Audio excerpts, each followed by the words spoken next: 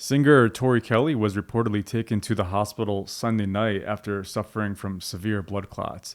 She apparently was having dinner in downtown LA on Sunday night when she felt her heart racing. She ended up losing consciousness for a while. The report said Kelly's doctors found blood clots around her lungs and in her legs, and the medical team was working to determine if clots were in her heart.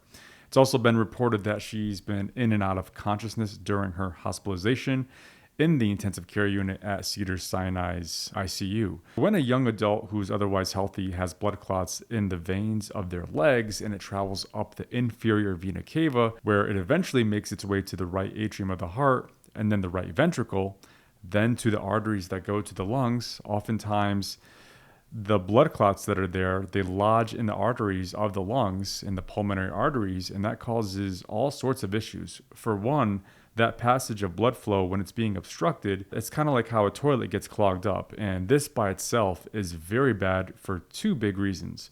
One is that less blood ends up making its way back to the left side of the heart, which means the heart can't pump as much blood to the rest of the body. And that means less blood flow is getting to your organs, including your brain. And that's why people with blood clots sometimes lose consciousness. And if someone loses consciousness because of a large blood clot in their lungs, that means you're dealing with a huge blood clot or multiple blood clots. That means that there's going to be less blood flow that's able to pick up oxygen in the lungs and bring it back to the left side of the heart. That means your oxygen levels go down. So when you have decreased oxygen in your blood and you have decreased blood flow, that means your heart is not able to deliver enough oxygen to your tissues, to your organs. And as if that's not bad enough, some people have a small hole in their heart that they don't even know about. And this means that when the blood clot travels to the right atrium of the heart from the legs, well, if there's a hole between the left atrium and the right atrium, that blood clot is going to travel from the right atrium, go through the hole to the left atrium. That means you're going to have a clot sitting in the left atrium, which can then go to the left ventricle, which means if that clot were to leave the left ventricle, go to the arteries of the body, and that means it can go to the brain, to the arteries of the brain. And if you end up getting a clot in the arteries of the brain, that means you get a stroke.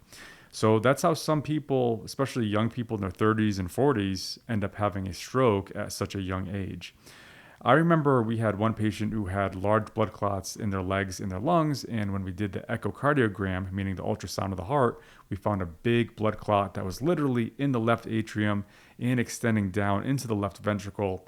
And if that thing dislodged, it surely would have traveled to the brain, causing a massive stroke and probable death. So that patient, we had to call the heart surgeons to remove the blood clot. And a big question that everyone wants to know is what causes the clot? There are literally hundreds, if not thousands, of different factors that make someone more prone to developing a clot. This includes many different underlying medical conditions, genetics, medications, including birth control, smoking, immobility. So after someone has surgery, they're not moving around, or a very long airplane ride, and more. So lots of times doctors will run like a million different tests to try to determine the cause. And oftentimes there ends up being no definitive answer. Sometimes it's a combination of risk factors without any one specific cause. When someone has a large blood clot like this, the treatment in this setting involves giving a clot buster medication, although that's not completely risk-free because that clot buster can sometimes cause life-threatening bleeding. What happened with my patient, if they found a large blood clot in the heart, sometimes that requires surgical removal. And the long-term treatment requires being on a blood thinner. But hopefully, she has a speedy recovery.